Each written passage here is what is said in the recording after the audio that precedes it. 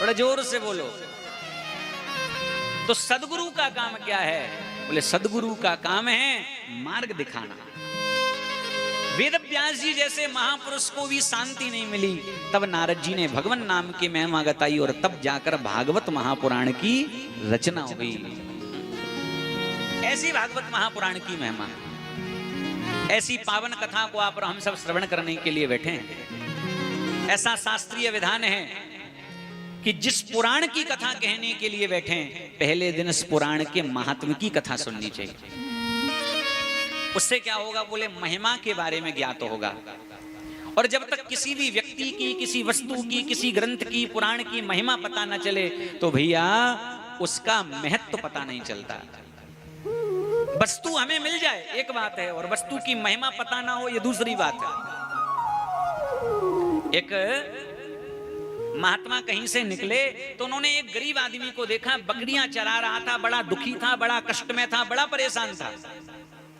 महात्मा को उसके कष्ट को देखकर बड़ी दया आ गई। महात्मा भजनानंदी था, झोले में पारस पत्थर पड़ा रहता था। महात्मा ने पारस पत्थर उसे दे दिया, ये ले बेटा इस पत्थर को, तेरा जीवन बदल जाएगा। आज के बाद ये गरीबी में दिन नहीं गुजारने पड़ेंगे, आज के बाद बकरी नहीं चरानी पड़ेगी, आज के बाद बहुत धनवान बन जाएगा।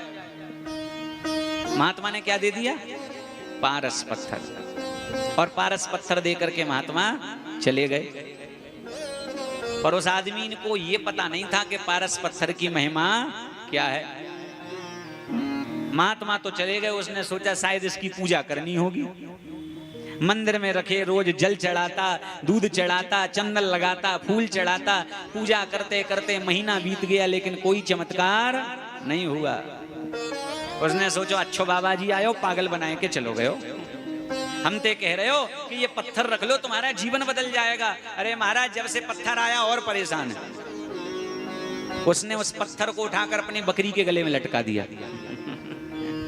और बकरी उस गले में पारस पत्थर पहने घूम रही है, चमक रही पारस पत्थर। 2, 4, 6 महीने बाद महात्मा निकले उसी नगरी से, तो सोचा अपने चेले से मिलता चलूं, अब तो धनवान बन गया हो, अब तो जीवन में आनंद होगा, उसके वैभव होगा।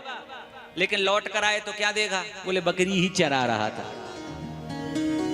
महात्मा ने कहा अरे बेटा, मैं तुझे पारस पत्थर देकर गया था, तू अभी भी बकरी चरा रहा है। बोले महाराज हमारे बाप ने चराई, हमारे दादा ने चराई, तो हम भी चराएंगे, हमारा काम ही है। अरे वो पत्थर कहाँ है? बोले वो लटका है बकरी के गले में। महात्मा ने अपना माथा पकड़ लिया, अरे मूर्ख, उस पत्थर को निकाल के ला। जैसे ही पत्थर निकाल कर लाए, महात्मा ने लोहे में घिसा तो लोहा सोना बन गया और अब तो नाचने लगा। लेकिन तभी उस आदमी ने एक बड़ी प्यारी बात कही, कहा महात्मन इसमें दोष मेरा नहीं है, आपने वस्तु तो दी मुझे पर वस्तु की महिमा नहीं बताई।